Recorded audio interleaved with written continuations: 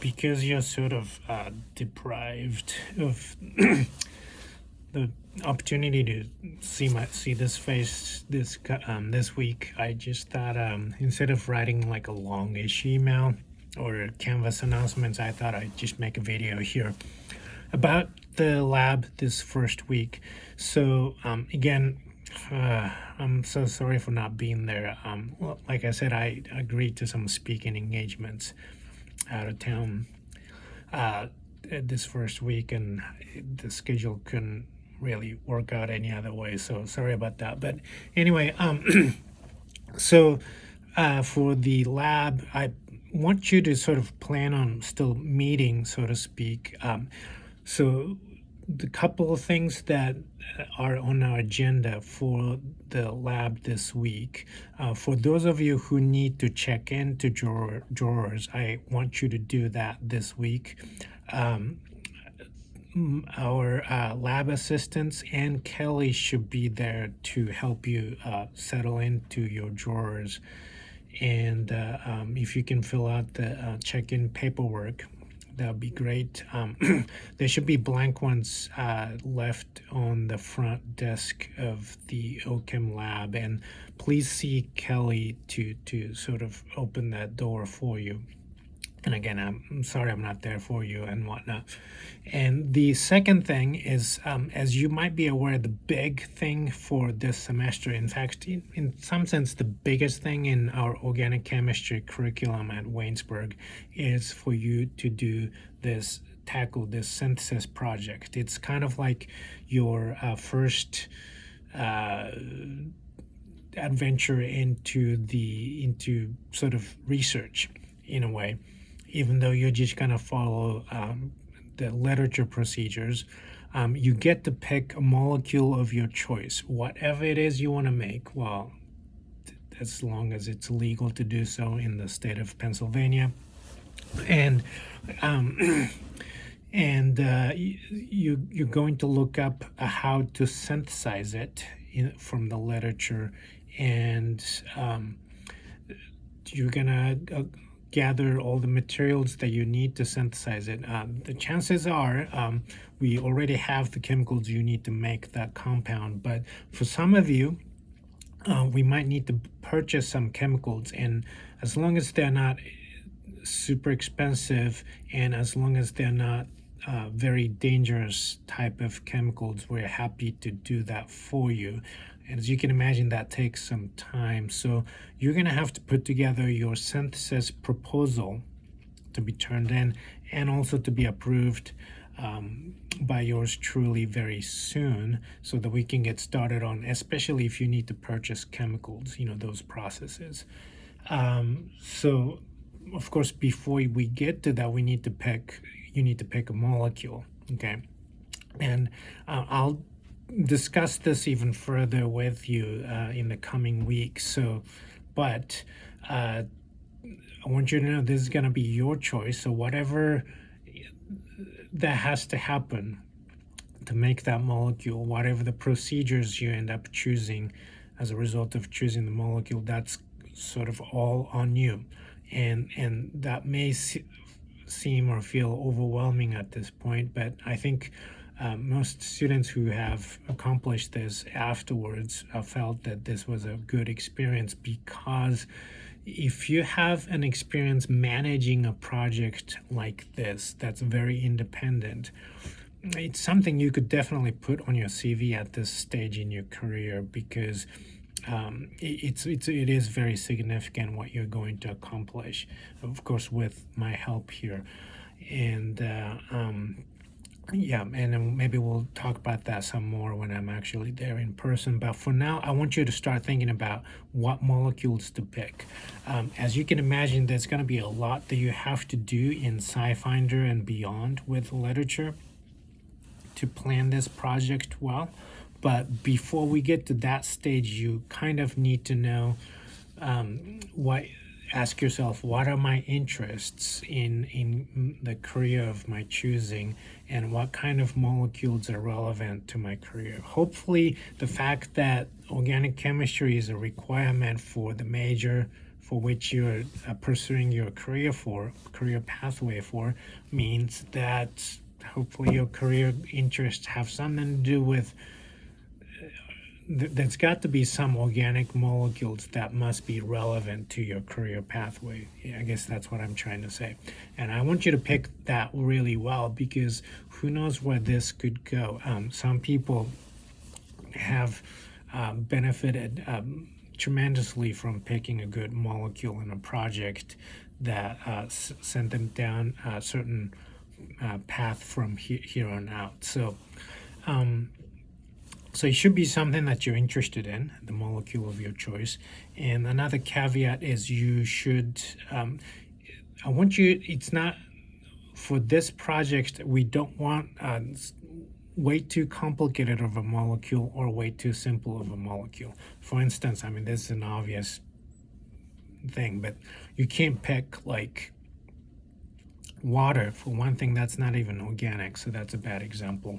What about like, you can't pick like, say, acidic acid, the main ingredient in vinegar, because that's such a simple molecule that there's not like any significant or interesting synthesis you could do. You know what I mean? Or I don't know, even something like, you can't pick benzene. I mean, there's really not a good synthesis of benzene, because the easiest way to obtain it is just to distill it out of crude oil. Does that make sense? It's just too simple of a compound. It really shouldn't be a biologic molecule either. So those are like macromolecules, like proteins, because to synthesize that would be really hard. So you want some organic compound that takes multi-steps to synthesize. That means it should take more than one step. And for this purpose, we consider one step to be at least one reaction, after which you do an isolation of the product and you characterize it. By now, you've kind of seen some situations where you do a couple of steps of reactions in a row, and after like some step, like the product is like this really reactive species, like for example, taking a proton off of an alkyne, terminal alkyne, to make an alkynide anion. You typically do not bother to isolate that alkynide anion, which is a very reactive nucleophilic species, and you use that immediately in another reaction as a nucleophile, and to do like SN2 reaction or what have you, right? We would consider that like all one step, because you don't isolate the alkynide, you purify and isolate and characterize the product only after that second step. Does that make sense? So for this purpose, one step is you do a reaction or reactions, and then you isolate and characterize the product. And then when I say characterize, you do things like, take NMR, which is the most important, and then maybe IR and mass spec and TLC and stuff like that. So that would be one step. And you want to have at least 2 steps. 3 steps is great also, but at least 2 steps of synthesis that are required. And so that it's like a multi-step synthesis project. Okay. You, of course, usually the bottleneck in this deciding process is going to be, can you find a good synthesis paper to follow? Which of course you're going to want to rely on SciFinder, and then you might need some reviewing on how to use SciFinder to look for synthesis papers. There's some tools, resources posted on Canvas website. You could also Google or look on YouTube for how to use SciFinder, but very briefly, you might want to do a substance search to find the compound of your choice in SciFinder, and from there you could click on reactions icon and then choose the sub menu that says product as the role. And that will pull up all the reactions that are known that will produce that molecule as the product. and then you can start looking through some of the references that are attached to those reactions. That might be the easiest way to do it. A lot of students tend to just do a text search for things like synthesis of blah, blah, blah. That can work as well, but sometimes you'll see it like when you try that. That's not as effective as the other method in SciFinder. Now, like I said, before you get to that SciFinder search stage, you need to have some idea of what you want to make. So that's sort of your soul searching part of this assignment, which I'd be happy to discuss ideas with you if you talk to me about your interests and you don't really know where to begin or something like that. And maybe we could do that once I'm back in town later this week. But for now, I just want you to start looking, maybe even just doing Google search or something based on what you're interested in. Some organic molecule, which I mean, almost anything that's interesting out there is an organic molecule anyway. I would maybe give you some hints though.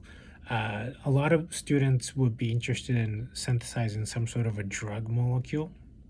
And you might be surprised to know that most of them are legal to make. And I'm not talking about illicit, like CNS system impacting drugs like meth or something like that, but like what's it? I don't know what would be a good example. Like almost every year, somebody usually picks like ibuprofen. Oh, by the way, this is going to be another of those first come first serve situation. You post your choice on the discussion board, and there can only be one molecule. We don't want to have more than one person working on the same molecule in the same class. So anyway, what was I talking about before? Talking about first come first serve.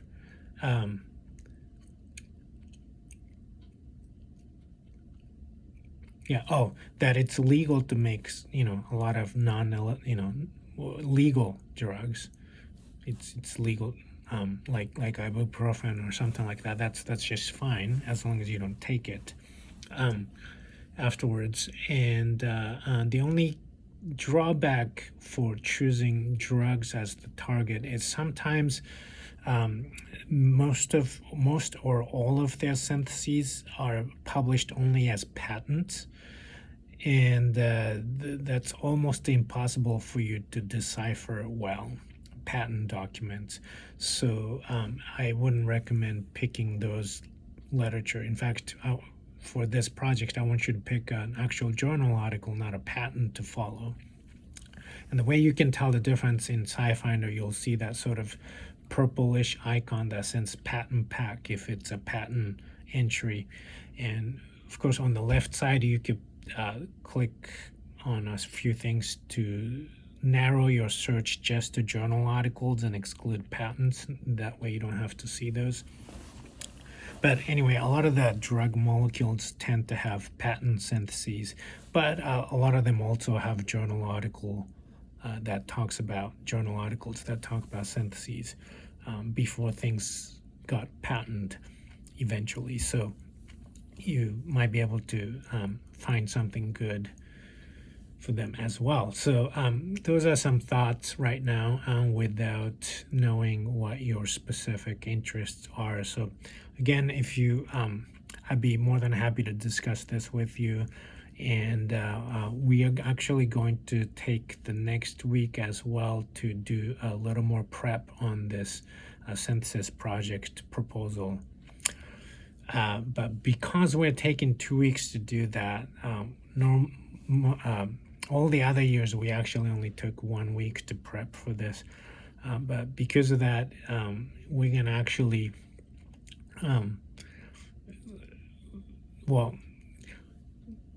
most years we've also lost some lab days for holidays. This year we actually won't, so that's nice.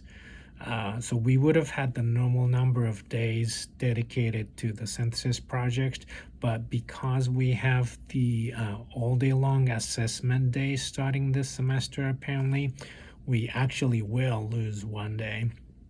So not so much because of this, but because of the assessment day thing, we lose one day. So I just want you to know that you want to do your prep for synthesis project really, really well, so that on the first day of synthesis project period, you can get started like right into it.